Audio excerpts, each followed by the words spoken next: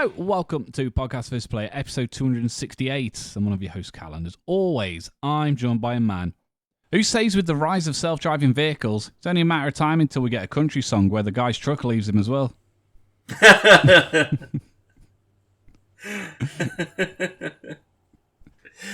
only bloody Dan.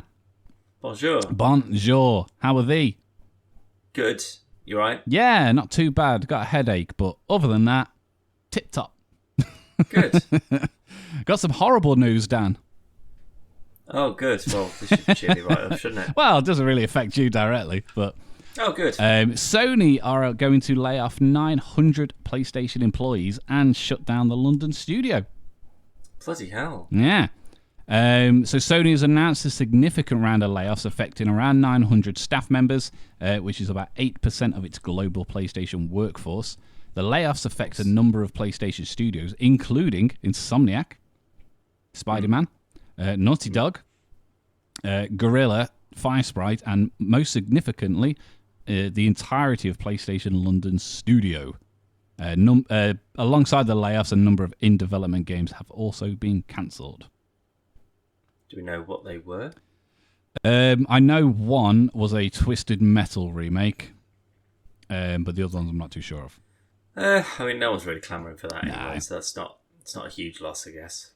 One thing isn't mentioned in here, but we'll point out because it was mentioned for... my days, I can't remember the studio that had some layoffs earlier on in the year, but it does seem that during the pandemic, the games industry massively overhired. Right. And it just seems to be that that's catching up across all of the different companies. But yeah, it's a big one for PlayStation, especially with like companies like Insomniac and Naughty Dog and stuff they sell the most games. So, well, probably not compared to a lot of Japanese games. I don't know. I mean, PlayStation Spider-Man 2 is the biggest selling PlayStation 5 game since the PlayStation 5 launched. Sold the most copies of any other game. Worldwide? Yeah, that's like all sales squashed together. Yeah. But again, the people that have been let go, did they work on Spider-Man? Obviously, we don't know who the people are, do we? It depends, because it could just be like it's additional administrative staff rather than people who work for. That's unlikely to be the case, but it's only speculation until they can kind of come out and say, here's a definitive list of who we've had to lay off or what projects they're working on necessarily. But like you say, if they've overhired, any company who ends up with more staff than they need will always be looking at the bottom line and just say, well, we've got 15 people doing the work of 8. Do we need them all? Yeah. Like, you've got to make a reasonable argument as to why you need to keep everyone. So if they were closing studios down or closing locations down and they kind of like moving their staff around, then that's usually okay, because it's like, if you want to stay on with us, then we can't afford to keep this particular branch open or this particular studio open. So you can either relocate here, we'll help with that, or you're going to just have to commute, I guess, or remote work. Yeah. Do you think if these are, I don't know, I suppose specialists would be the best word to use, but if these staff are they're designers, whether it's music related or whatever, the likes of staff from Insomniac, Naughty Dog, and Guerrilla, do you think Microsoft will snap them up? Just to give them the stab to Sony.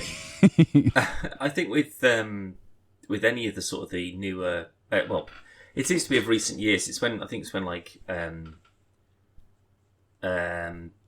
Telltale closed. And it was just sort of like, right, doors shut, everyone, get out. It was that kind of response. And like a bunch of studios were just like, if you've just been laid off from Telltale, if you're in production, if you're in art, design, whatever, let us know. We'll take you on. Come on over. Because I think, again, it depends on the specialties of the people that are let go, I guess. Because again, if it's just sort of like, sort of the less important roles, that's not to say that they're not going to be useful to other studios, but if they've already staffed up in particular departments, then they'd be hiring someone for the sake of giving someone a job. Yeah.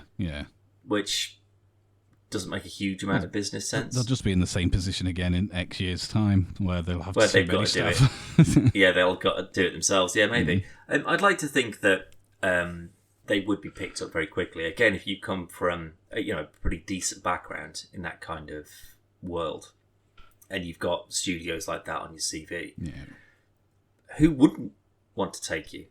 Assuming that they're looking or they can hire, or if they found out that there's like a bunch of 3D landscape artists that have been laid off from Insomniac or whatever. Yeah. If you're a pretty big studio and go, well, technically we don't really need any more, but getting someone who's worked on something like that before, that would be a great get. Yeah. Like, it'd be worth spending the money for the investment that you get into your own projects. Yeah. So I'd like to think that it wouldn't be, bang, you're out on the streets now.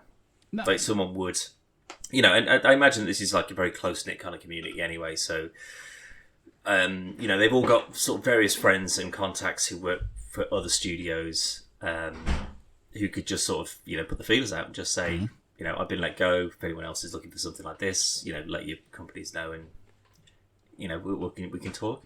The biggest kick in the face. Well, I mean, the whole thing's a big kick in the face. But Jim Ryan was somebody posted it on X or Twitter, whatever they're calling it these days. But somebody posted a photo of Jim Ryan at the London studio like 2 months ago or something like that, celebrating like a big milestone thing that they'd done. Yikes. I was like, man. So I was going to say that just in reference to the Telltale one, which just seemingly came down, like it just came out of nowhere that it was shutting down. I mean, for people outside of the loop, obviously. Yeah. But it was just one of them that they. What was the last thing they made? Was it Batman? The last one? Maybe. I can't remember because I know they went and then came back, and they finished off some of the Walking Dead stuff. But that was just like, oh man, that was a bit of a shock. But I find this to be like, it's a pretty big one, especially this time of the year where there's already rumours about when the PS6 is going to launch, and I think it was last week or the week before, Jim Ryan had said the PlayStation 5's like over half of its life now, which it doesn't feel like it because people haven't been able to buy one for like the last 5 years. So. But I don't know. But it's pretty shitty to those obviously who are impacted, and it's you don't wish anyone out of work. But what are you going to do? Speaking of games, though, Dan, as you pointed out earlier, Star Wars Dark Forces has been remastered, and I didn't know anything about it. Yeah, don't think of it as a full. No. So there's a. People need to just sort of remember what the difference is between a remaster and a remake. So the Tomb Raiders 1, 2, and 3, they've just been remastered. So it still looks very much like, it's very recognisable as the original Tomb Raiders. It just looks and handles a lot better than they did 30 years ago. This is very much in that same camp. Yeah. Like, it still looks like Dark Forces very much, but it's a bit cleaner, it's a little bit polished. It's not 45 pixels that make up the screen now. It looks a lot clearer. You can see who and what everyone is, and they've animated a lot more of the cutscenes. It looks great, frankly. Looks fun. Yeah, but don't expect going in and thinking it's going to be like some like Final Fantasy 7 remaster. Yeah, Call of Duty last just legendary remake. But probably worth a punt, frankly. Did you happen to catch a price of it? I watched the trailer on Steam. £25, I think it was. Ooh, that's a bit steep. I'll be honest, a bit steep. For a remake of I usually say it's a 40-year-old game. It's like a joke, but it kind of is like 35 years old or something at this point. At the least, very late 20s. At the least. Yeah, I'd say closer to 30. But $24.99 it is on Steam currently. However, one of our partners, CD Keys, they usually have some decent offers, Callum. So should we see how much they are on here? Assuming, of course, that it actually is on here, because it literally came out on the day recording this podcast. I didn't think to look, I'll be honest. There's only the originals on CD keys at the moment, so it might just be a little bit too early for them. Later on in the week. Yes, but potentially later in the week it might be, so probably something worth keeping an eye out for. Or, when May rolls around, 4th of May is usually Star Wars Day on Steam, where they sell a bunch of Star Wars properties at discounted rates. Some of them, the old ones, certainly at heavily discounted rates. So potentially you may see £5 or £6 off in May on this, depending on how popular it is. If no one buys it, then it'll be £8 by the time May rolls around. Something that we talked about off the podcast, Resident Evil 4, Dan. So Resident Evil 4 has been slashed in a big Steam sale this week, which leads me to believe, I did a little bit of research, Resident Evil 2 Remake and Resident Evil 3 Remake both went on sale a few months before they hit Game Pass. Indeed. Now, they didn't just pop up on Game Pass. They were advertised as part of the, coming soon to be released, whatever. Because that's usually quite a big deal. Yeah. To, sort of like advertise your bigger games, your more well-known ones, to kind of go, ooh, I'll keep an eye out for that in 2 months when that drops. And then there's like a bunch of stuff that will just be released almost every week at this point. Yeah. Kind of, filling the gaps between. I haven't seen it. I have been looking out for it. But I can't remember how long it was between Resident Evil 2 popping up on it and Resident Evil 3 popping up on it. I think it was a couple of months. Yeah, pretty sure Resident Evil 3 only came out like 2 weeks ago, I want to say. Maybe 3 on Game Pass. I'd be expecting another couple of months before 4 shows up. Yeah. It's good. It's a good sign, though. It's a very good sign. Definitely, yeah. So I wouldn't say it's impossible for it to show up. It's just, if it was going to be within the next month or so, I would have thought it would have already been on there. Yeah, that's the case. Well, 3 was that. What, like I say, it was only a few weeks ago, really. So, at the most, we're probably looking at what we're in now. Well, basically in March now, aren't we? Yeah, pretty much. Maybe another 2 months. Maybe get a little bit of a word in for it. But did you look at the Pokemon event yesterday? No, I got an email about something Pokemon based when I was at work that I didn't have time to read, unfortunately. But I think it was about some new thing. Yeah, I don't know if it was new DLC for Scarlet and Violet or if it's a new project altogether. So you got the big main one was Pokemon Legends ZA, which is based in ZA. Yeah, literally Z-A. What the fuck? Oh, learn how to name games properly. I'm fine with. There's no consistency. It's colours, then it's precious precious minerals or whatever. Well, I mean, God's sake. But the Pearl lights, Diamond and Pearl and everything. I'm fine with that because again, it's just another variation of a colour. And then the remakes, it was Shining. What colour's Diamond? No, but you know what I mean. So you had red and blue, yellow, green, pink, indigo, like whatever, and then it was like ore, I suppose, and then it went back to colours because you had like black and white and stuff. Arceus, which is just naming it after a Pokemon, but anyway, no, that's because that was Pokemon Legends Arceus. That's what this is, Pokemon Legends ZA. So there's the main series, which is your coloured or rock based named ones, and then there's the Legends series, which is what it's a different game style. Like, so is this ZA, is this supposed to be in the same style as Arceus? So it's like a kind of a bit more free roamy Pokemon jumping into battle with whilst you're in the middle of another battle. But then so instead of Scarlet and Violet, then you're going to get Indigo and Cerulean. And that'll be the sequel, or not the sequel, but the next game in the series. That's that sort of like big multiplayer open world. Possibly. Thing. We didn't get to see anything. Oh no! All we know is it's in the Kalos region, but it's just like weird doodles and going through. The camera's just like panning through like over paper and stuff. In terms of, I mean, it didn't feel like anything, but in terms of feel, I'd say it's closer to Arceus than Scarlet. Yeah, I did like Arceus. I liked it. It just still got that. Felt lacking. I think I do know what you mean, but I do think that Scarlet and Violet kind of that took it to a level that I thought was much more refined. And it was just like, yeah, you kind of, I think you're almost there with this. I think, like, in terms of this sort of like big sprawling world that you can run around in and do Pokemon stuff with, you're not quite at Breath of the Wild limits yet. Yeah.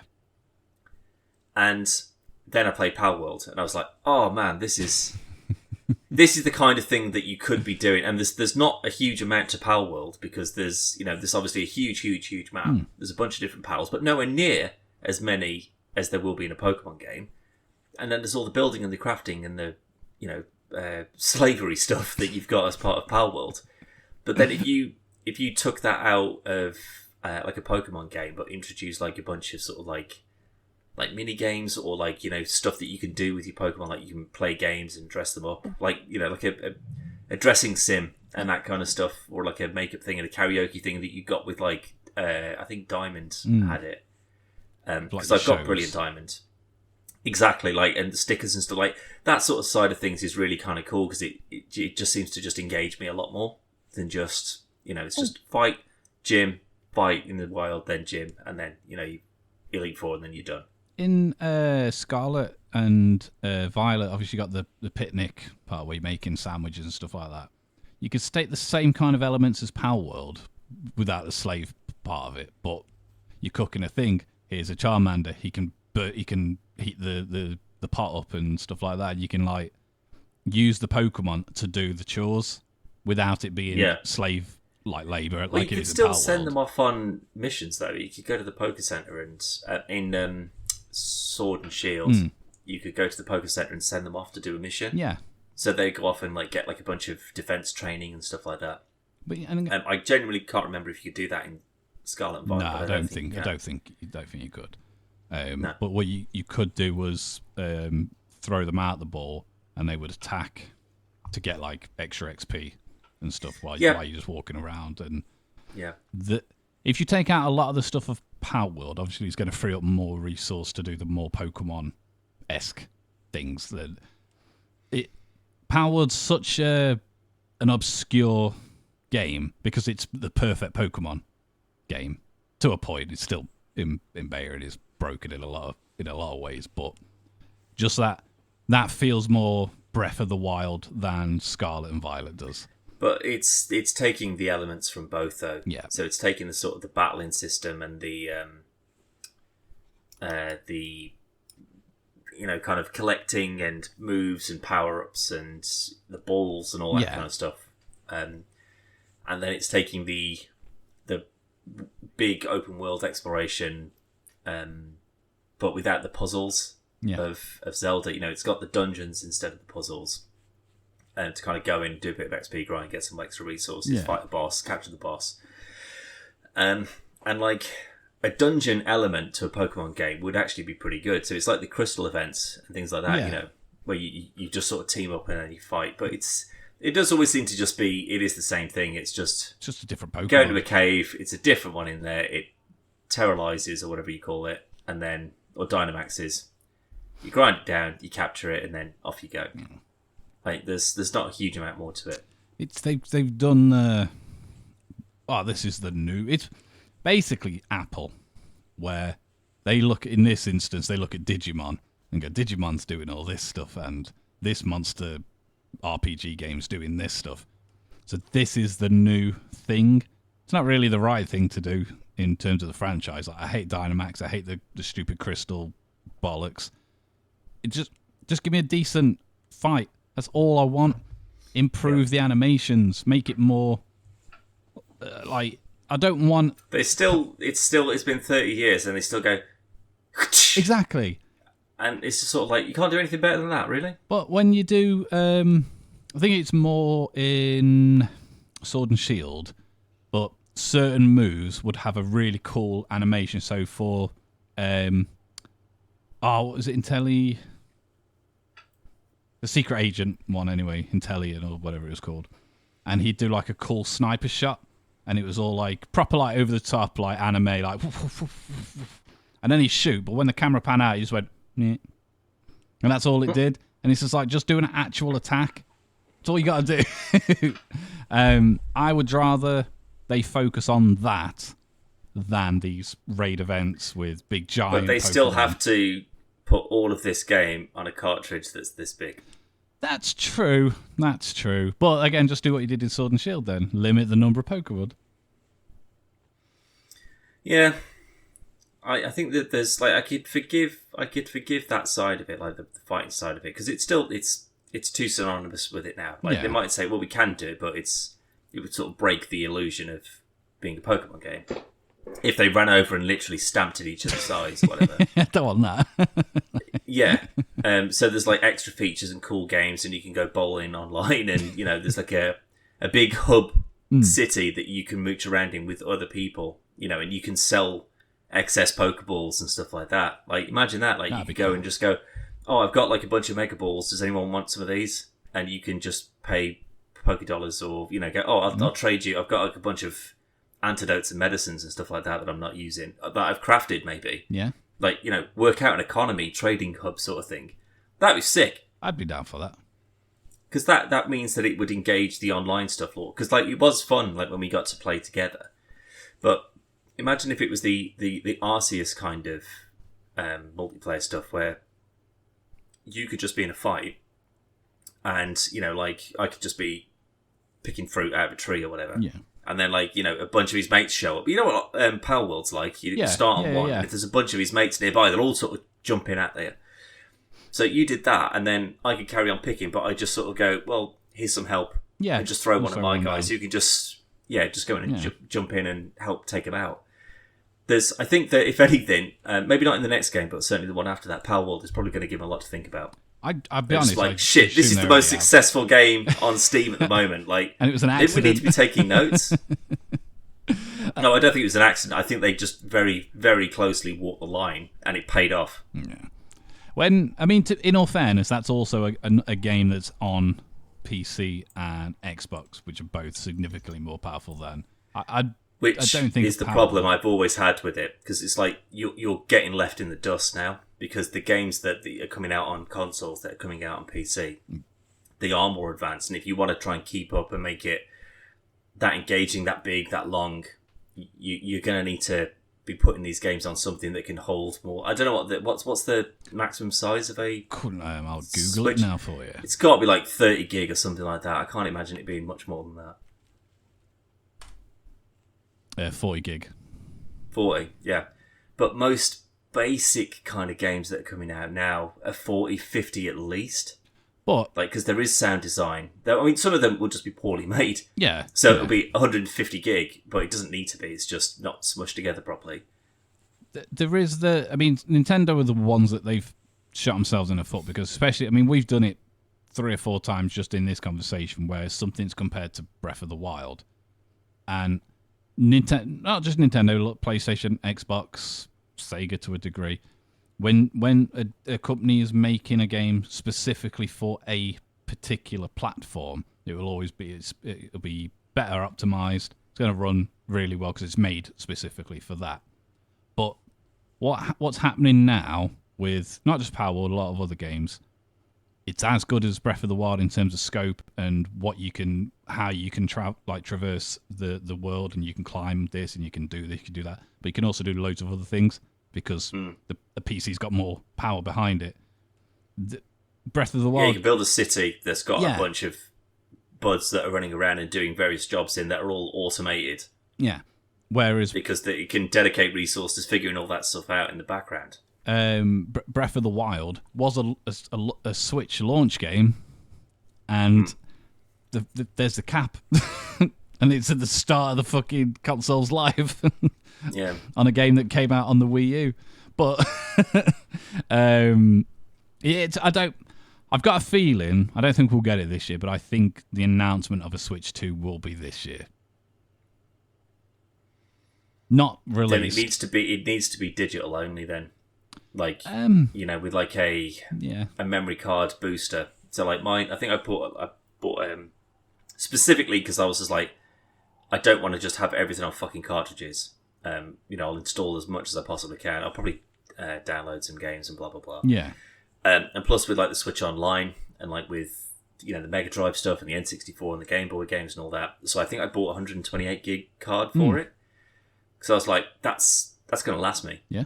It can't. There's no way that I can use up that much space. I mean, you could, but I don't think you'll buy save that many games. No, but like, I just like because I mean, everything again is physical. Like, I'm not going to by downloading games. I mean, like I say, stuff through Switch Online, the DLC through it, that's digital, that kind of stuff. The full games, they're twice the price on the digital store as they are retail.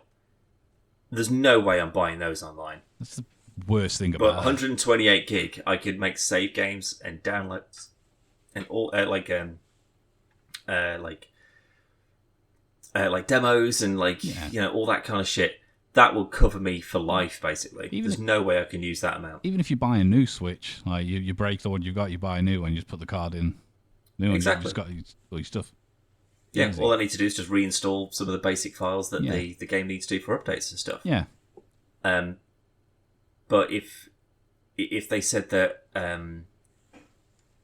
the games are going to be bigger, but we'll have like Nintendo memory cards or something like that you can. So it's like a terabyte or something like that. It's like a big cartridge that you can put in it, and you can save all of the digital games there, which means that they can be twice the size, 3 times the size, because they're not restricted by a physical medium. Yeah. But then the console itself has got to be able to process it. I mean, there was rumours that it was going to be as powerful as a PS4 in a handheld form, which is very powerful for a handheld, but as someone that predominantly uses their Switch in the dock, I don't give a shit about that. Like, it's just... No, it needs to... it needs to display, because this only goes to 1080.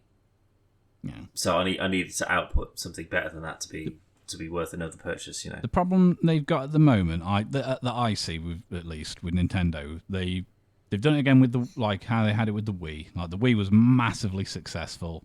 It was just a GameCube with motion controls. It wasn't more powerful than the previous console, but it outsold everything.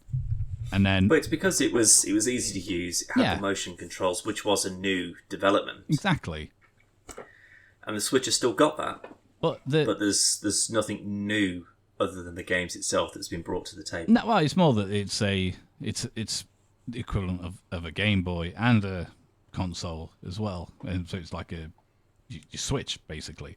But when they released the Wii U and they went for that more dedicated gamer base, it was more powerful than a PS3 and a 360.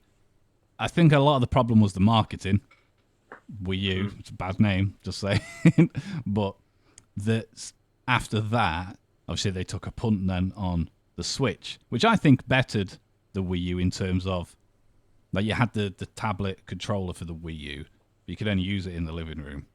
You couldn't take it out and about and stuff, and obviously that's where the Switch supersedes it.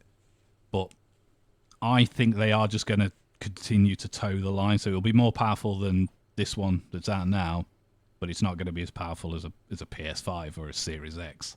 No, not for a while.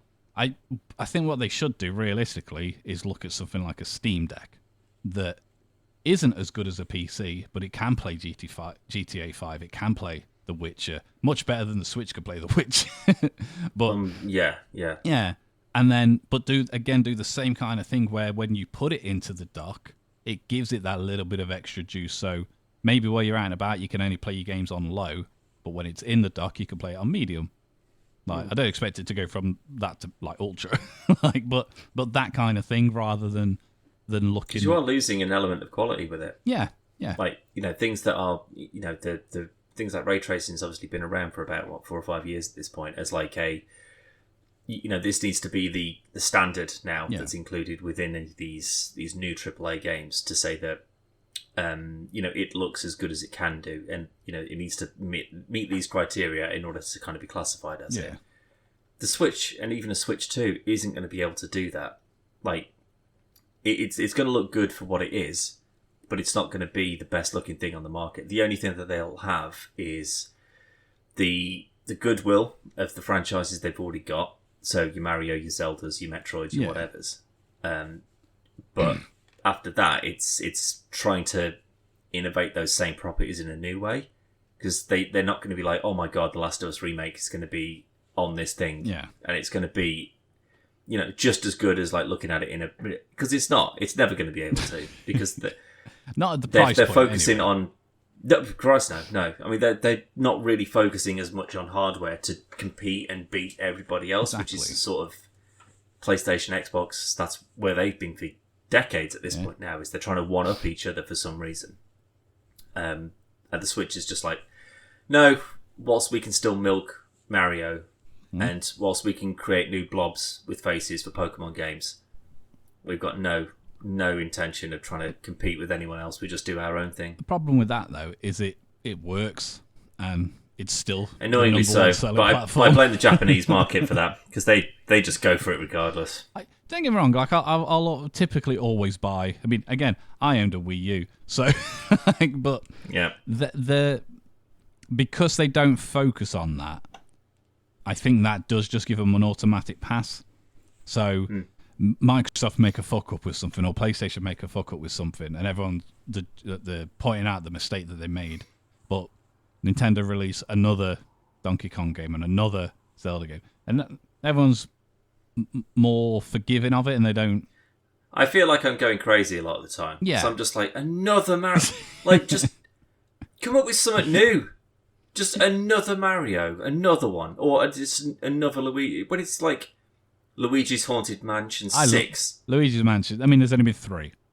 There's only been 3 of them games. And like, I've got nothing wrong with franchises that work, but it seems to be the only thing they're doing is just it's sequential releases. It's again, I'm no Nintendo Switch expert, so I don't know what kind of brand new IPs they're bringing to the table. No.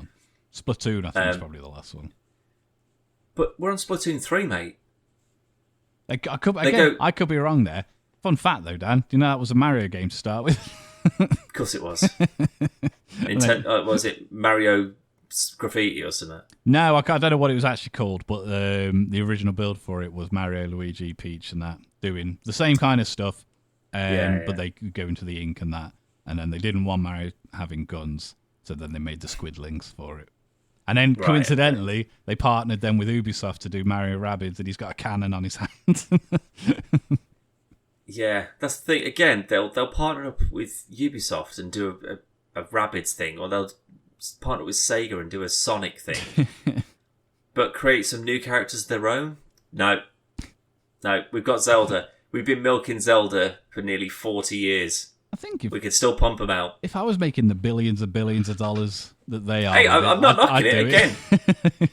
It's still working for them. It's just that when because I obviously was very late getting the Switch anyway, because I had no real interest in it.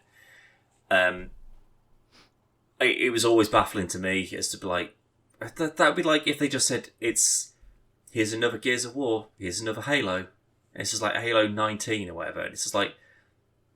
If that's all you're releasing, that's all I've got to deal with. So, sure, I'd be excited for it, providing that they're all decent. Yeah. But I've just got a higher expectation. There's a lot more third parties that are releasing stuff out. So, it's not just the same old shit that you're dealing with just from the first party developer studios. It's a bunch of other stuff that are coming in. And I just don't think... if you'd have tried it these days, I just don't think it would carry as much weight. I think it's just because it's got the Mario name behind it that it's still being able to flog a dead horse, because it's not quite as dead as it should be. Look at the closest thing I suppose you've got is something like Crash Bandicoot, that it's had a good number of entries into the franchise, but not enough. Like, no one's buying a PlayStation, or I mean it's on Xbox now, but no one's buying a console to play Crash Bandicoot, but somebody will buy a Switch just to play Mario Odyssey. And I think until that stops, I'm not going to say that there's no innovation, because the games are always, there's something to it that changes the gameplay and the mechanics and everything else. They do a lot. And in terms of like similar to Pokemon, in terms of the mainline Mario games, there's typically only one per generation, and then they like kind of do the rest of it in Mario. Sonic at the Olympics. I mean, Mario. The best example of it is Mario Kart. Mario Kart 8 is that came out on the Wii U. Did it? Mm-hmm. And they're still releasing DLC for it. And it's obviously gone on. It's been updated, so it's like better, more FPS and stuff for the Switch, but it's the same game. We haven't had a new Mario Kart since 8, or new when it originally came out. But there'd be an absolute fanfare when Mario Kart 9. Yeah, 100%. Yeah. But again, when you think back to it's the same thing. So Mario Kart came out on the SNES, and then Mario Kart 64 came out, and then Mario Kart Double Dash on the GameCube, and then I think it was Mario Kart 7, I think, on the Wii, and then 8 on the Wii U. So there isn't actually that many. That's not including DS games either. Yeah. Same with Smash Bros. There's only been a handful of Smash Bros games. So yeah, but it's not like a Lego game that comes out and it's just like an entirely new franchise and it's a Lego game. So all the Lego games, in essence, it's a big Lego set. You run around, smash things up, and you follow this particular story of a movie or whatever. But it's all the characters and all the moves, and a lot of the gameplay will change game to game. I don't know about gameplay. Gameplay stays. Yeah, look at like the difference between like the Skywalker saga and like the Marvel Avengers, like in DC villains and DC like Lego Batman 2 and 3. But it's still the same thing though, isn't it? You go into an area, obviously the area gets bigger, but it's run around, break a thing, put it back together in a different way to solve that puzzle to move on. It's more refined and it's got better, obviously, with each one. That's what I mean. They improve every time. Yeah. Like there's always something new that they are adding to it, but it never feels like it's just the same old thing, just slightly different. And like Mario Kart for me is great, and I love Mario Kart, but I couldn't really go, oh, the Mario Kart 8 for the Switch is like a completely different game to Mario Kart that came out on the N64. Because it's not really. I mean, they definitely are. I mean, you couldn't have picked two more different ones in that example. It's still you've got the same-ish kind of characters. There's obviously a lot more in the newer ones, but you're still just following a track. You've got some special powers. Oh yeah, because it's a racing game. Exactly, but that's what I mean. Like, there's only so much you can do with it, but I just don't understand as to why. These days, like, you know, things will come out and they'll kind of set the precedent. So, like, in terms of sort of like multiplayer racing games, like back in the day, yeah, that absolutely was king above all else. But then the fact that people would still say that that's like a better racing game than something like a Forza or a new Gran Turismo. No, they're different racing games, though, aren't they? Like if true, but if we was having like I'd rather play those. Any day, I wouldn't. Like they are more fun, and that's not in a for me. No, they're definitely. I wouldn't say they're more fun, but if I'm playing a racing game, it's just me. I'll play Forza 100%. Motorsport, Horizon. Sorry, not Motorsport. But if we were having a game night, I'd rather play Mario Kart. And like there's new, you know, like new jumps, and they've got like planes and stuff like that. The sort of glider things that they stole from Sonic. What, from the All-Stars Racing? Sonic All-Star Racing did it first. I mean, technically, Diddy Kong Racing did it first, but that was a separate... You have a plane, or you have a boat, or you have a car. But then Sonic... But then why is there not a Diddy Kong Racing 9 now? Because it's rare. Oh, did they make it for the N64? Yeah. And then there was... property squandered. There was... I mean, that's Microsoft's fault. But yeah, there is some, you can actually YouTube it, but there is, I don't think it was Diddy Kong, it was Donkey Kong Racing that was due to come out before they were sold up. But they raced on animals, so Donkey Kong's on a ride. Like, you know, when you're in the Donkey Kong age, you get an ostrich or whatever. It was that instead. Right. And there's some early footage of it, but that's it. But then because that was Conker's first appearance, that was, in Diddy Kong Racing. Yeah, because he wasn't a standalone, so... Nah. They took... There was him, and then a tiger, I think, that went on to have another platform game later in its life. But other than that, it's again, it's like a GoldenEye thing where it's just, well, who owns this, and who owns this, and who owns this. Realistically, I can't see why Nintendo couldn't just go, this is Diddy Kong Zoomy Zooms, because they own Diddy Kong, and they own all the character and thing. It's just the actual franchise of Diddy Kong Racing is some of it's owned by Rare, which would now be Microsoft. Well, again, because I doubt that they go, well, we can do Diddy Kong Racing. Can we use Donkey Kong? No. Exactly. But I'm pretty sure that Diddy Kong's in Mario Racing anyway. He's just been added to 8, yeah. Yeah. Not long. So that means that the licensing for the games, either that's on loan or they don't have the license to use him for anything. Well, no, that's what I mean, like, because Nintendo own Donkey Kong and Diddy Kong, but I don't know what the licenses entails. It would be something like when a company gets bought out, they'd be like, okay, well, we'll retain certain properties or certain things from certain properties. We'll retain that, and the others will release without any issue. And that, because I'd quite like to see one of them. I'm not sure. Not Diddy Kong Racing. I'd like to see like a proper new Donkey Kong game. We've had a few, but they've been. Well, didn't Tropical Freeze come out like 5 or 6 years ago? Again, Wii U game. That's for the Wii U. It was just re-released for the Switch. But and again, that I definitely played with you. That was really good. I love that. So fucking hard. That's harder than Dark Souls. As the original Dark Souls. But I mean, in terms of brand new IPs, I can't think of any new Nintendo ones really. Like I say, my biggest guess would be Splatoon. That'd be my biggest guess in terms of a brand new I think franchise. There's definitely going to be things in the Japanese market that we're just not familiar with or just not aware of. Because the other things at the Pokemon event, just while you're looking at that, is there's a new animation coming. Pokemon Go stuff. Pokemon Sleep has had some updates. Did you have a look at that?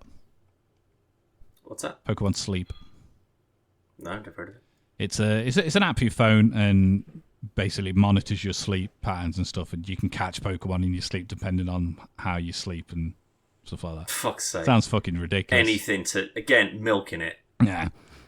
Did you know every year Nintendo publishes at least one new IP? It's true, they haven't missed a year since 1983, the year the Famicom dropped in Japan. What was Nintendo's IP last year? Game Builder Garage is actually in a Labo. Labo? Don't know what that is. Labo was that cardboard thing, wasn't it? Oh, yeah, with the piano and that. Yeah, I remember that. Yeah. Spin-off, it's not its own unique series. The honour goes to a game we think most people really probably forgot all about until they saw the headline, Buddy Mission Bond. Oh, that thing I've never heard of. Announced in Japanese Nintendo Direct. It's a Fatal Frame. It's made by the people who made. I've heard of Fatal Frame. I've heard of that. Yeah, it's like some Japanese anime thing that it would just come into my brain and be immediately forgotten about. Well, so there are things, but Callum, it's not anything you would ever have heard of. But do you think it's one of those where it's, like the Fantastic Four films where Fox just made them in order to keep hold of the license? I think that the investors require they make at least one new IP every year. Or what? I don't know. I'm just saying, there's got to be a reason why they put out all these games. The reason that Fox had to do that is that the rights would revert back to Marvel if they didn't. No. I just meant whether there's some kind of like a clause. I don't mean like they lose the license. I just mean in order to. No, I'd imagine it's more just a case of it's a realistic goal to set yourself as a video game developer to say. But if they're not releasing it, make it. No, but it's also infinitely harder to, like in 1983 or whatever, you could pump out 6 games a year if you wanted to. It's a little bit of code. It's all just 2D side-scrolling platforming. These days, there's a reason it takes years, like years and years to make games. I will say actually, they are remaking Mario vs. Donkey Kong, which hasn't had a game. Well, do you remember Mario was Jumpman? Yes. That. So you got Donkey Kong throwing barrels and whatnot. But it they looks can't to be even a go, completely right, different thing, though. We can remake Mario Kart 1. So instead it's like, what's the oldest game that we've got? Jumpman? Sure, we'll do a remake of that. There's a new game. Oh, Star Wars Dark Forces Remastered is out on Switch. Well, again, because it looks pretty much exactly like It Dark Souls did back in the day. Should be able to run real well on it. Yeah. That's actually very interesting, Dan. Snow Day is coming out on Switch. What's that? South Park. It doesn't seem like a very Nintendo. That's what I mean. Game. That's what I mean. That's an South interesting Park, one. Yeah. I was just having a look what's coming out this year. Loads of stuff I've never heard of. Luigi's Mansion 2. 2 came out on the GameCube, didn't I've got 3. I have I have 3 for the Switch. Unless this is a remake of 2. But that, yeah. So it must be that, yeah. Yeah. Not a lot of Metroid 4 TBA, obviously. So, well, that's not Metroid 4. Metroid 4... Like, Metroid Fear, wasn't it? That was the last one that came out on Switch. Or Dread, is it? Dread, I think it was. Well, this will be like a first-person entry. But it's not the 4th Metroid, though, is it? I suppose it is in numbers because most of the Metroids have got a name. There's only some that have got a number. But wasn't the first-person one? Wasn't that Metroid Prime? Prime, yeah. No, there was there was 2, 3 of them, I think. Oh, has there? I'm pretty sure there was. Right, okay. So are the numbered ones the first-person ones? I was going to say yes, but Prime is first person, and so 0. God's sake. Name your games properly. Fuck me. Right, so I've just looked. The Prime series takes the formula introduced in the 2D games and turns it into a 3D first-person adventure that feels like Metroid despite the perspective shift. So yes, we was right. So 4 is going to be a first-person shooter entry. So this will be the 4th one in that series. So it's probably just like a placeholder name. Not, right, okay, so it's not called Metroid 4. It'll be Metroid Alpha or something. Yeah, okay, cool. Fuck me, why did they make that so confusing? Why didn't they just put next Metroid? Yeah, I can't see, like, with the state of first-person shooters that they are, like, people are knocking up first-person shooters themselves in Unreal, and they look so good. Yeah. I just can't see that coming out and just being like, oh my god, it's the next level of first-person shooter. It'll just be a not very great first-person shooter that's just a Metroid one again. I really liked Metroid, like Prime and 0 and stuff. Didn't like them, but I think it's a bad bracket to put it in because it's not a first-person shooter. It's a first-person puzzle game with shooting elements, and I remember playing, I think, Prime on the GameCube, I believe. I was like, it's pretty cool. But I also had an Xbox and Halo. I'm like, it's not Halo. No. I would say I think it looked better. I think it looked a lot better visually. But I'm very excited for it, and I'll definitely get it. But I wouldn't class it as I think it's a mistake even just putting that in its description. Because it's not, unless they change the format of it completely and it releases on the Switch too, rather than the Switch. Yeah. But honestly, there's a lot of stuff they could do. But looking through that list, everything that's coming out that isn't Mario is a multi-platform game. And again, South Park Snow Day could be a really good game. Who's going to buy it for the Switch though? Unless that's all they've got. Maybe. No one's. If people have got multiple options, I doubt their first choice would be to get it on the Switch. No. Although, the original South Park game I bought for the N64. Yeah, I had that on the N64, yeah. It was quite fun. No, I had it on the PlayStation. But I know it came out on the N64 because the PlayStation one was better. That and South Park Rally and Chef's Love Shack. Chef's Love Shack. Like a puzzle. No, puzzle, like a mini game thing. Right. Well, I do remember the racing one, but it was when, as soon as you had a franchise, you just did a racing game. Yeah, fucking Rugrats racing, fucking Nickelodeon team racing, Toy Story, Toy Story racing we did on Retro Shenanigans. Exactly. We should do all of those, like, again, South Park racing, Nickelodeon racing, everything we've just mentioned that Lego could be Racers. real. When did that come out? Was that on PlayStation 1 era? It was. I got it on PC because it was like big cardboard box PC games. Was Lego Racers. Same as like Lego Island, I think it was, or Lego Builders, something like that. It might be on PlayStation, but I would imagine it was just like a PC thing. Remember back in the day, a lot of the Lego games were just PC. Like I say, I remember I went to Legoland when I was a kid, and there was a bunch of PC games they were selling there. I think Lego Island was the one that I was absolutely after because it was like a big open world. Yeah, it was Lego Island. Yeah. 1997. Good grief. Wow. That's a year before, a year after the N64. Yeah, but it was a first-person like building thing, so running around Lego Island. I remember this game. I wanted that, but I didn't get that, and I got Lego Racers instead. Bit of a trade-off, isn't it? N64, Windows, Game Boy, PlayStation. Yeah, I thought it would come out on PlayStation as well, but yeah, I definitely had that for the PC. I remember having a demo for this. I remember like a helicopter bit, but it didn't really get to do a lot in it. And on that same demo was this Yoda game, and I was like, when you just think of Star Wars and you get Yoda, you go, oh cool, gonna run around as Yoda, but it's not. It's just answering questions. And then it periodically will go, and I'm like, man. The days of PC gaming. Quiz game. Effectively, yeah.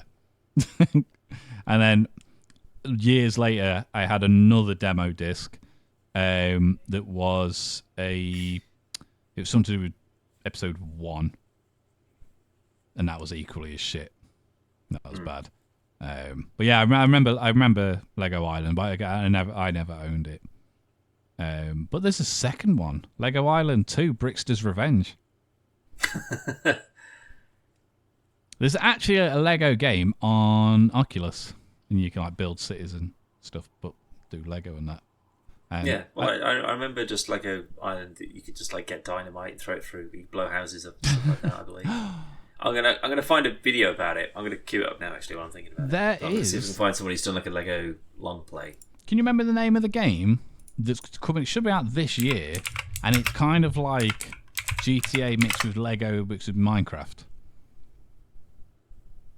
Wasn't it the cities one that you had? No, it's not out yet. No. This is like, it's a first-person game, and you like your job is to like knock buildings down and stuff.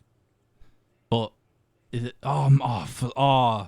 only just popped into my head, but it looks really good. But we watched it at like E3 or something, and I'm sure it's out this year. This has just reminded me of it, but yeah, it's like you can like stack dynamite around like a building and blow it up that way, but police can come after you and stuff like that. Or it looked really good. I don't remember that. No. Like graphically, like when you first see it, like this is like a Minecrafty type game, but it's all like all the ray trace and everything looks beautiful, looks really good. But I'll find it after this and send it to you. Yeah.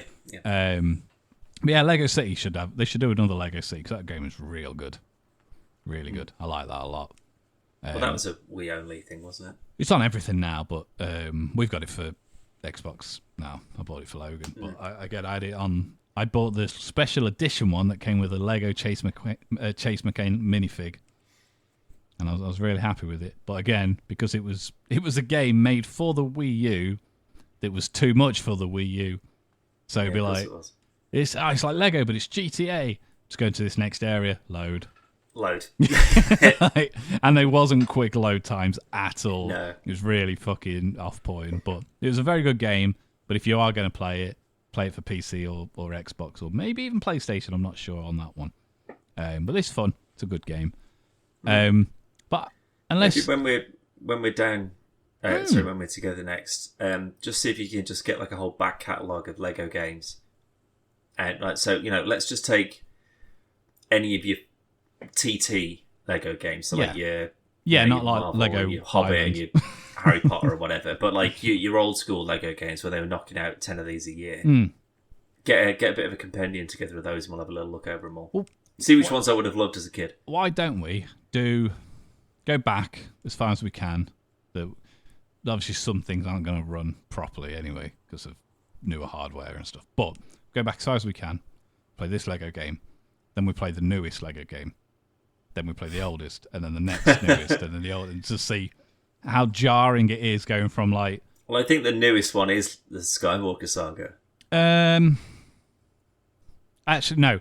We'll figure it out, but it'll be like old, new, old, new, old, new, old, new. And then see which bits we go, actually, I wish you could still do this from the old ones. I am going to make a prediction right now that there isn't anything that the old ones can do that isn't in the new ones. I mean, I'm pretty sure it's either Lego City or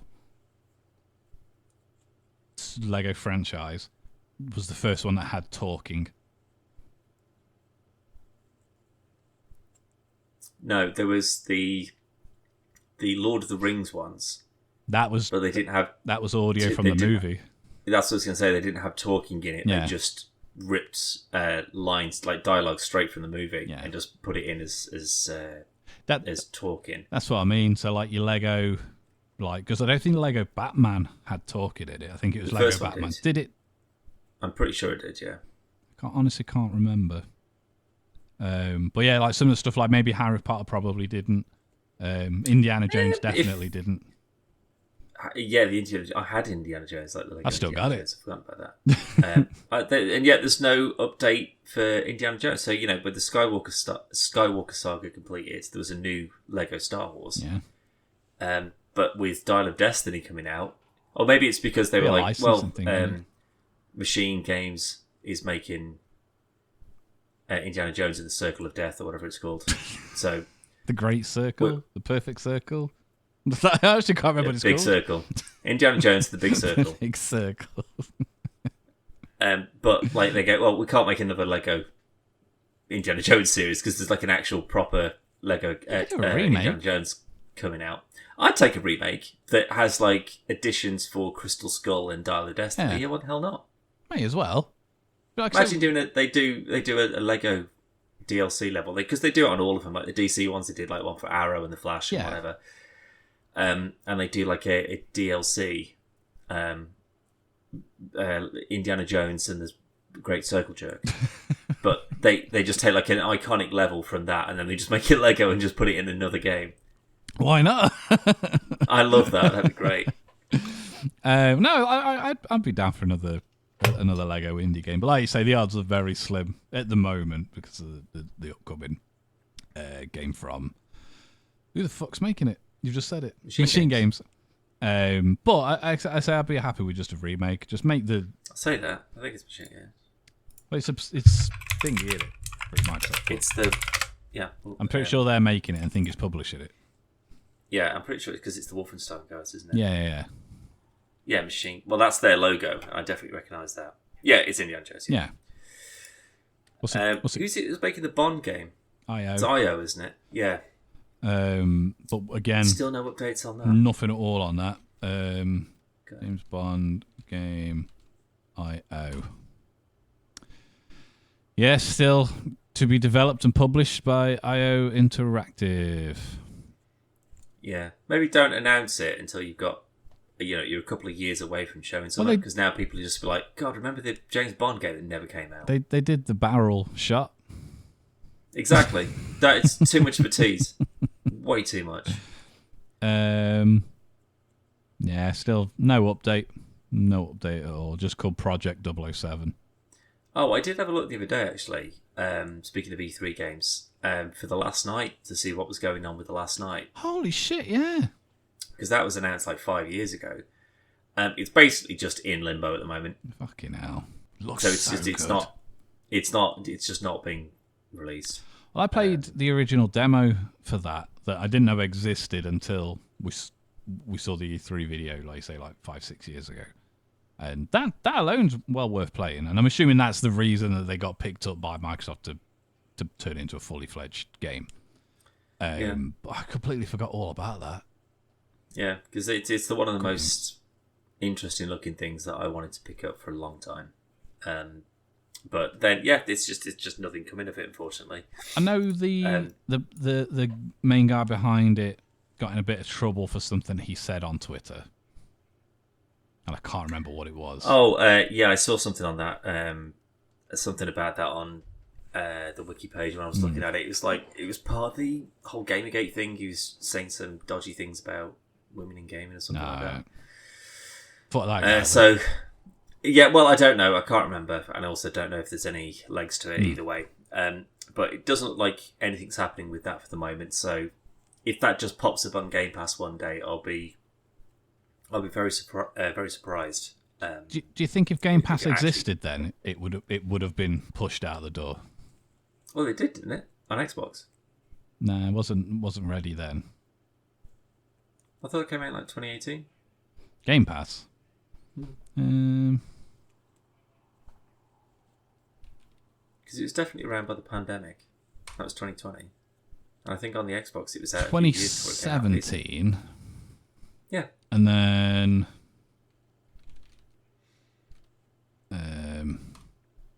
when was the last night shown then?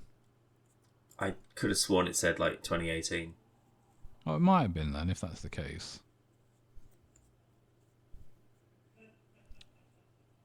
Nope, same year, 2017. Oh, the same year. Yeah. So it probably wasn't out. Game Pass wasn't a thing at the time then, maybe. It was just the same year. Or it was in its infancy. But if The Last Night was shown today then, and it had the reaction that everyone... Because loads and loads of people was looking forward to it, and it was like one of the biggest, most talked about games of that particular E3. Do you think they would have pushed to make sure that it was out in a timely I think manner? that if they were still keen on it, it would have been out by now. Could it be because of the controversy? It's just... It could be that. It could just be that it's in development hell, and they just go, well, we had sort of like the start of something great, but we basically have to go back and do it all again, or it was too far into it to have to restart all over again, so we'd rather not do it at all. If it's gonna come out, it would just be in its own sweet time. At this point, you haven't got people banging on the door begging for it anymore. I forgot all about it. Well, exactly my point. Like, it's something it's always still in the back of my mind, because it's always like whenever I play like Enter the Gungeon or Starhaven or Starbound or something like that, Space Haven, sorry, and just some sort of like pixel based game. I'm just like, God, if The Last Night came out and I could play that.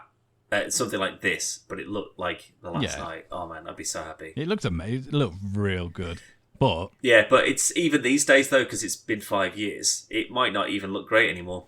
I think it's still comparatively to a lot of other things. Just in terms of the fact that because it's all pixelated and stuff, but it's got like realistic lighting and everything else in comparison to the what was that? settings. What was that game that came out on Game Pass? It was like I think it was like a twin stick RPG kind of thing. It was all like cyberpunk, and it looked amazing. It was called like, what was it? It's that like, one we played.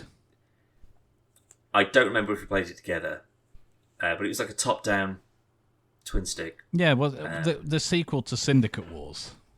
No, that's Satellite Rain. That's what I'm thinking of. No, not that. It was called like it was called like Descent or something like that. Oh, Descent, like the red and black. Yes. Yeah, that's it. Yeah. I can't remember what it's called though. I'm going to look under D for Descent, because I think it is the Descent. It is the Descent. Nope. Unless it's the.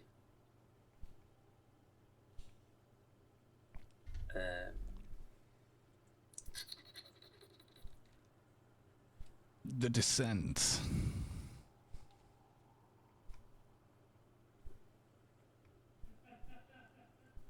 Oh no, I don't think it is. You know, that's a horror game.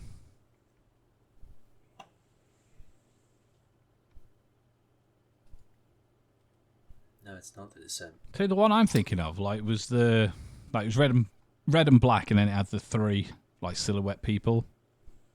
It wasn't. I don't think it was 3. It was just sort of like it was one dude like a big catwalk or something. Unless it's been taken off Game Pass, in which case I'll never be able to find it because I can't remember what it was called. Ah, I know which one you mean though, and it's annoying because I could have sworn it was Descent. But it's not. It doesn't begin with D because I was looking for like the dungeon something or. I was thinking if I still had it installed, it just wouldn't let me play it. But... Citizen Sleeper. Why do I feel like I played that? Oh, I did. I did really enjoy that. Oh shit! I shouldn't have clicked on some Kick me out. Nah, not showing up. Oh, this is annoying. I've just scrolled through the majority of this and I can't see it. Oh, that Far World Pioneers. Is that? Oh. That's not what I was thinking of.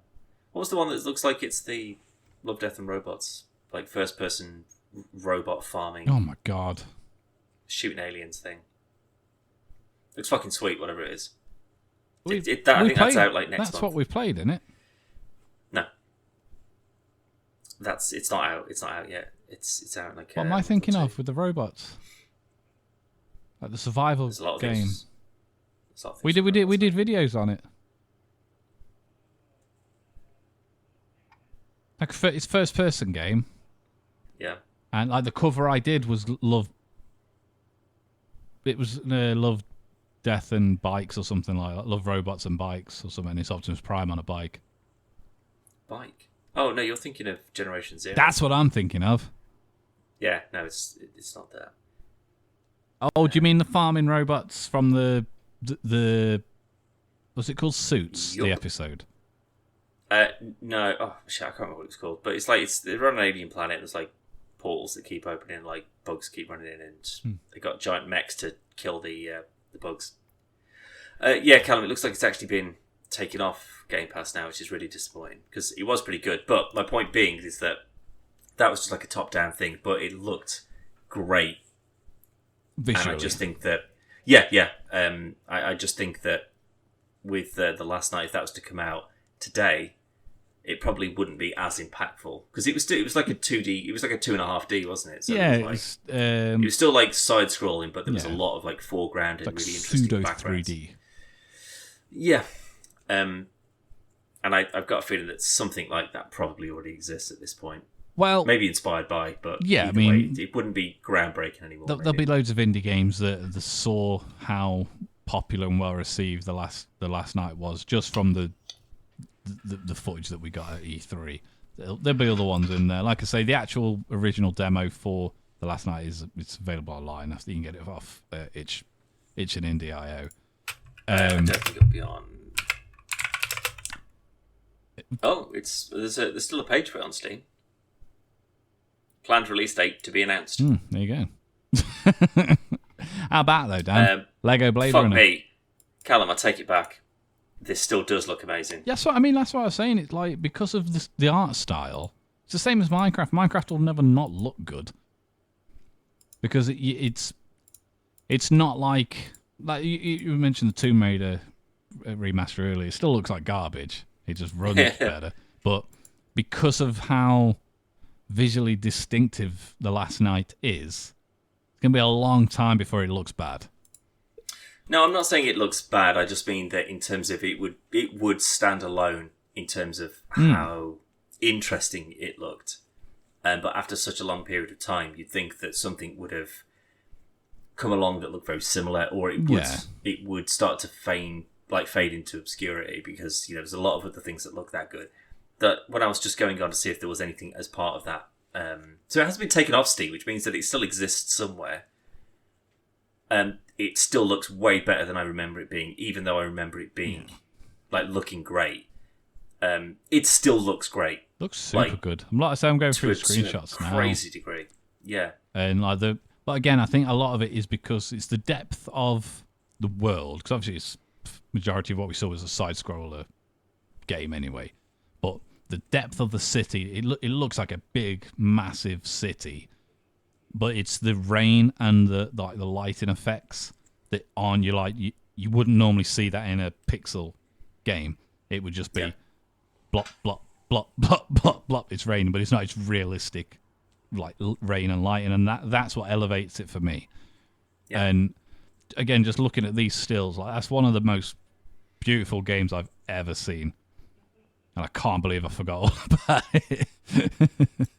Well, luckily, I can't remember anyone's birthday. I can't remember people's phone numbers, but this sort of shit sticks in my brain until the day I die. How do you feel about a Lego Blade Runner? I don't think it would work. I think like the Lego games ultimately still have to cater to children, so they need to be focusing on like that's why I don't think you get like a Lego Matrix like a Matrix Lego thing. No. If anything, you get your main sort of staple franchise thing. So your X-Men Lego, your Marvel Lego, your DC Lego, and you can do all your comic book stuff. But then if they did like the Lego Dimensions thing, but without like the insane cost that comes with it, but they went right, okay, well we'll have like the Lego multiverse, and in that is like everything that has got a Lego property associated to it. Yeah. So yeah, you can have your Star Wars, but you could also have Harry Potter that's running around and Expelliarmusing stormtroopers, and then the Jurassic Park dinosaurs are mooching around, and you can clone wizards because you've got like the DNA cloner from Jurassic Park, but then you've got all like the Warner Brothers properties, so your Matrix and your Space Jam and whatever. Like you could have like a huge, like the biggest roster ever, but I don't think you could limit it to just a franchise. That's what effectively what Dimensions was, wasn't it? And I think a lot of it. Yeah, but it was the cost that came with I would assume the kits. That cost though that's what pays the license. Oh, for sure. Yeah. You've got because I mean, like it. I bought my nephew the Back to the Future Lego Dimensions set, and I can't even remember there being a Back to the Future Lego set. In terms like game wise and stuff, there will be in terms of building a thing like that, like the actual toy. But I was of the impression that Lego Dimensions was just Lego Harry Potter, Lego Spider-Man, Lego Star Wars, like all just the games. But it's not as sprawling. Obviously, it didn't last, but the Disney Infinity figures were like 10 times bigger because these are little Lego people, Skylanders and all that stuff. Where again, they were still expensive, but it felt like you had value for money. Whereas the Lego Dimensions ones, it was a little tiny portal thing that you put together and then a Lego dude. I was like, this is 19 quid. I ain't paying fucking this. But yeah, I can't even see it on Steam, mate. It closed down years ago. But I wasn't sure if they'd still sell it. So like there wouldn't be any new packs for it necessarily, but I don't think I think it's just gone altogether. That released in 2015, man. Jeez. Yeah, it's gone altogether now. So it looks like it's shut down forever. Is there anything because I'd like to see like a that sort of like Space Jam multiverse sort of thing, but obviously done way better.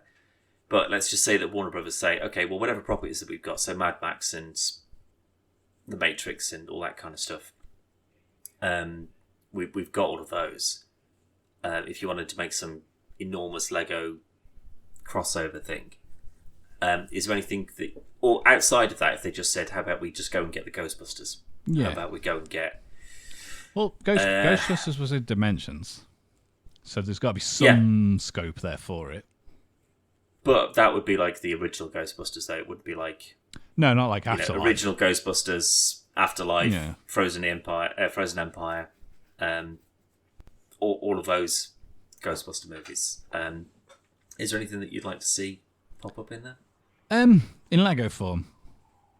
That's a good point. Mortal Kombat. You know what? I don't know. I've got a feeling like a lot of things that we're going to think of have had a Lego iteration to some degree. But I'd like to see stuff like... So we're going outside of Warner Brothers. So they've got a magic checkbook. So they can just go to whoever and go, let's get these involved. Because that's the case, stuff like... depending on how much they've been paid for the Fortnite stuff, at that point, that could be a blank checkbook for them. Because they'd be like, shit, this opens up a whole bunch of new properties for us now. Well, that raises a good point, actually, because I was going to say Stranger Things. I'd quite like to see like a Lego... That Stranger would actually be kind of cool. But don't forget, again, Kids. you've still got to think it needs to be marketed to children. And Stranger Things was an 18, I'm pretty sure. It definitely was, but it's also in Fortnite. This is why I said like the blank checkbook thing, and okay, as well as 11 and Hopper, there's also a Demigorgon that you can play as. True, but that's just a big monster. Yeah, and he's just got like a big flower head, effectively. Yeah. Whereas if that could be a Plants vs Zombies monster. Yeah. Whereas if you watch the show and it's like tearing someone's face open, then but can't really use that. But the way I'd see it though is that it would be literally like a Lego set that's upside down. So like you're walking along the ceiling, but when it flips to when you're playing, say, Hopper, it literally just pans out and you see the set, and then it goes to the top and you're on like the real world. That's so really cool. It's a bit kind of spooky, but no more so than seeing a dragon in Lord of the Rings Lego kind of thing. So it's not like full out horror. I don't think it's the best marketing for the franchise personally, but I think it'd be a really fun take on Stranger Things. So I'd agree with that, but then the one thing that all of the characters would need is like look at the Skywalker one that's got like 300 playable characters or whatever. Yeah. Now all of those they will have either a punch or a shoot or a lightsaber or a stick or something. Whereas if you did Stranger Things, you've got Hopper with a gun, you've got 11 with powers, and that's pretty much it. Everyone else they'd have to use. Eddie's got a guitar. Does he use that as a weapon? But you could.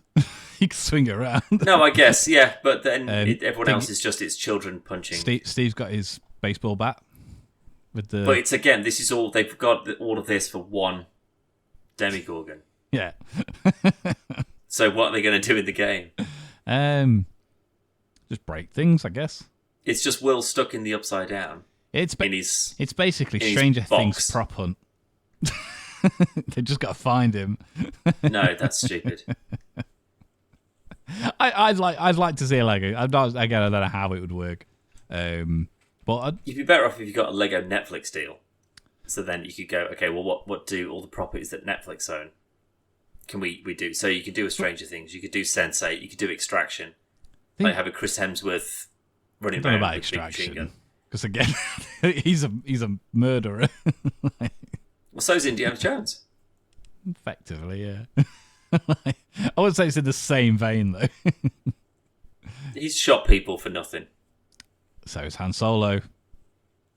Exactly. He's also a murderer. I don't know about the Netflix thing, though, because like a lot of the things, it'll come up and it'll be like a Netflix thing. It's like, no, it's not. You didn't fucking make it. You just bought it. Lego Black Mirror. See, again, it could be an interesting one. Again, it's definitely... There's less in it than Stranger Things in order to make a game out of it. But if they did it right, and it was kind of like episodic kind of thing, so you just jump from this bit to this one, so it wasn't really linked. But I think you could have some very interesting gameplay changes dependent on the story. I think that could be a good one. Yeah. So they've added Rainbow Six to Netflix. Yes. There's a game, almost like a mobile game to be fair, called Rainbow Six Small. Which looks like it's kind of like a Door Kickers, Hotline Miami sort of thing. I haven't really looked into it, but I saw something advertised. And I sent it to you, and I was just like, make sure you have a look at this. But they do seem to be branching out into games like that. Into the Breach is supposed to be quite good. I got that from my phone. Was that an actual Netflix game though, or did they? Because I'm sure that existed before Netflix games. I don't know. I'm pretty sure that when I got it on my phone, it says it's Netflix. But again, so does like when you start Archer says the Netflix original. It's not. Well, the new series will be, won't they? No, it's still FX. That's why you get it. That's why it comes to them late. Same as Final Space. Well, FX is owned by Disney now. That's Fox. FX is a different company. Well, FX is Fox, isn't it? No, FX is different. Who owns FX? Oh no, I'll double check now. Is Fox? Because I'm sure it was because like What We Do in the Shadows was FX, wasn't it? FX Networks LLC is a company consisting of a network of cable channels.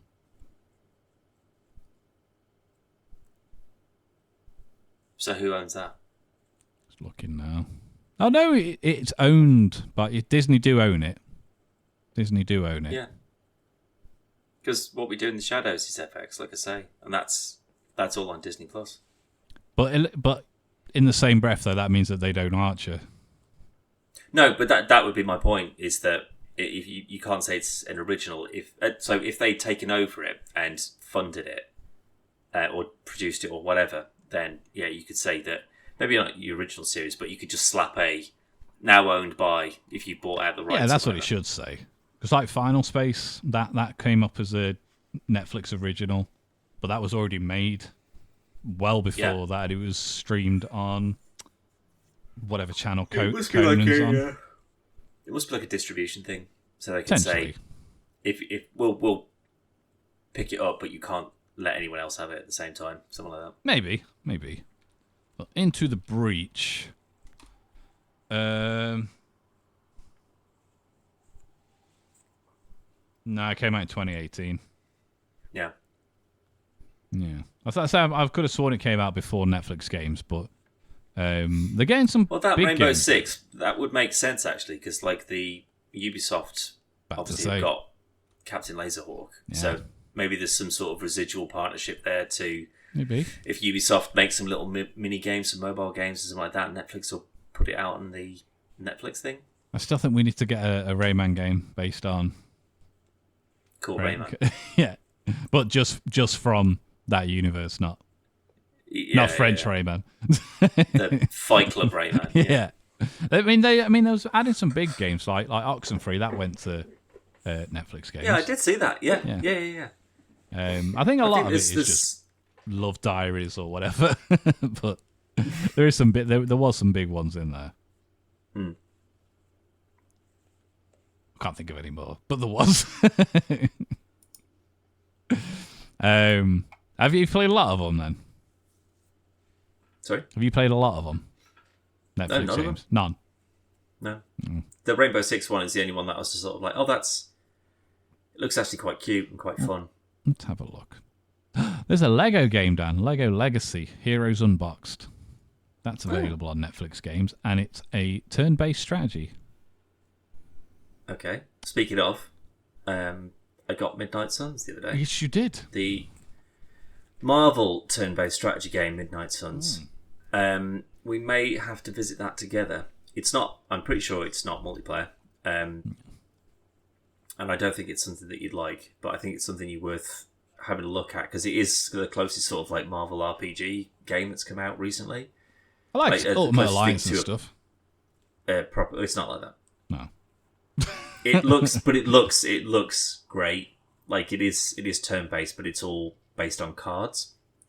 So you're like every hero that you have has a deck of cards, and like you unlock more, and you can like combine them to make them stronger or whatever. And then there's like a random draw when you're in a battle situation. So like, the spider zips that you've got, they may or may not show up as part of the draw. So like it is strategy, but it's not just based on, you can't just spam the same move again and again and again, because you just may not get it. But it's like a lot of cool like environmental stuff. So you can, you got to think out how you play. There's way more people in it than I thought there would be. Like having just seen because I wasn't super keen on getting it like when it first came out, CD Keys had a great offer on it, so I thought why not. But I thought it was just who was on the cover. It was Iron Man, Spider-Man, Wolverine, Blade, Doctor Strange. Is that There's way more than that, and I haven't even gotten to half the people that are on that. They were the main ones for all of the advertising, though, wasn't it? Exactly, but I think they may have done that intentionally. But like for those who make up my roster at the moment, there's only Spider-Man, Doctor Strange, and Ghost Rider, I think, are the ones that were on there. The rest of them I haven't.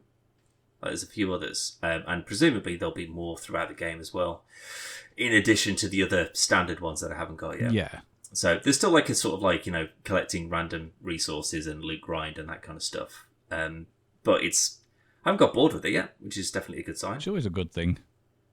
Is it when you say cards? Like I like Marvel Snap, the mobile card game. Is it anything like that? No. That's all I had. Well, what we can do, Callum, I suggest that we wrap it up now, and I can show you a little bit before I have to go. Yeah. So let's leave it there, and then I'll show you a little bit of that, and then you can go to bed and have a good old think about what you want to do with your life. Do you want to have it with Midnight Suns in it, or do you not? I mean, I'll probably be indifferent, but you can go to podcastversusplayer.com. It's all going along the bottom of the screen, and you can see more podcast reviews, let's plays, and lots of other things. And possibly a video of Midnight Suns, depending on how we feel about it after this. Maybe. See you in a bit. Bye.